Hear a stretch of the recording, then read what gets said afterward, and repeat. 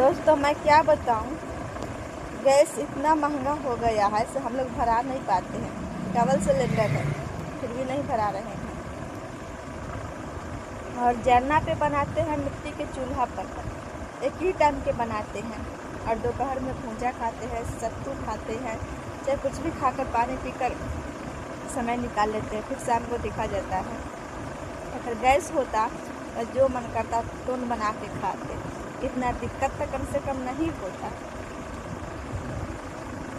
मैं बहुत परेशान हूँ, बहुत, क्योंकि जरना बचा कर रखेंगे तभी ना 2 टाइम खाना बनाएंगे। जरना नहीं रहेगा तो कैसे 2 टाइम खाना बनाएंगे? आप ही लोग बताइए कमेंट में। ये मोदी पागल है, कभी कुछ महंग कर देता है, कभी डीजल तो कभी गैस तो कभी कुछ महंग कर देता है। जो मन में आता है वही करता है। ये पब्लिक को मार रहा है। कितना दर्शकों